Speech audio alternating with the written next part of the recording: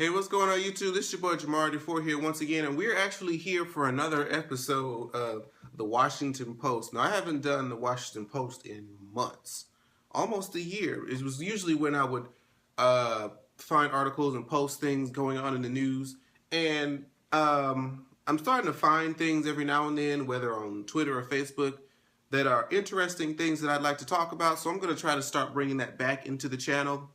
And for this episode, I came across an article on Facebook this time, on, I think it's newnownnext.com, where basically it's an article about this New York governor named Andrew Cuomo, I believe. And since various states and principalities have been denying gay marriage, they have been banning it, and various red states like Texas and things of that nature have been putting their bans and on gay marriage, especially recently, I believe in the state of Indiana, they are now passing a law that says that businesses can deny service to members of the LGBT community if they so desire to do so.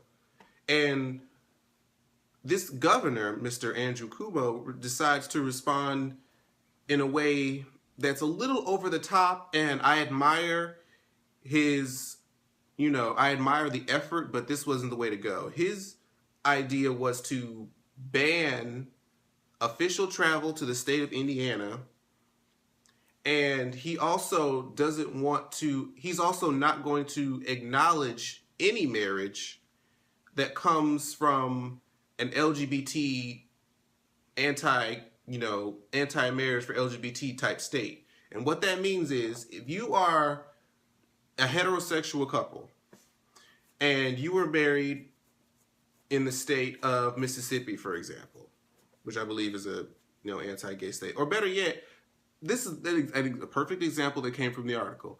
President Bush heard about this, the one who started the war. He got wind of this and had something to say.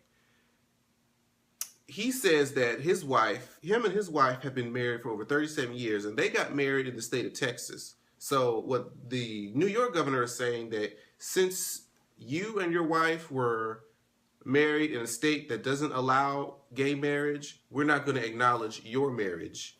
And that's supposed to be some way of getting back at them. And George Bush tried to say some shade, talking about me and my wife have created this for over 30 years, and the governor of Maine, New York City, trying to be shady, girl, is not going to take that away from us. Now, even though as much as I despise and just don't too much give a fuck about what George Bush has to say, I agree with him completely. Because even though it's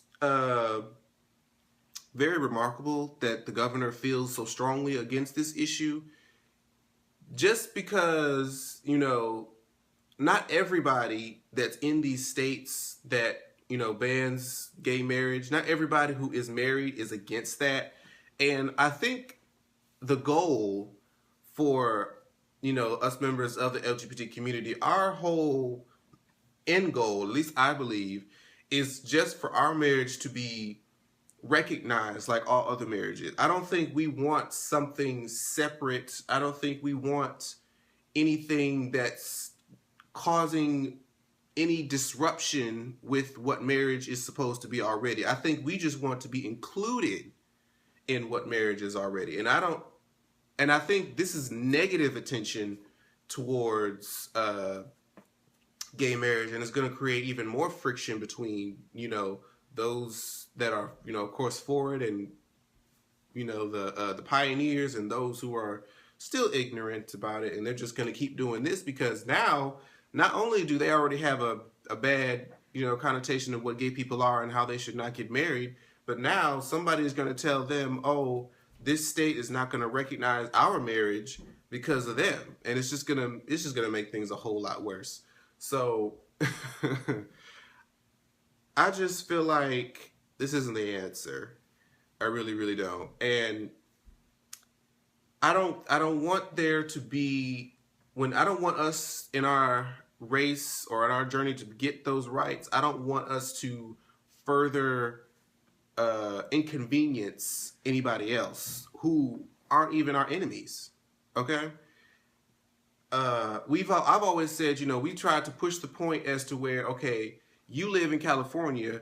What does it mean for two men to get married in the state of Mississippi have to do with you? Like, why would you be so against it? And then now somebody who's saying, oh, we're going to not acknowledge marriage, this means we're not going to allow you to file your taxes together. We're not going to allow you to have I forget the official name of the benefit, but when your spouse is sick on life support, the spouse is the one who has the right to say whether or not they can take them off life support or not.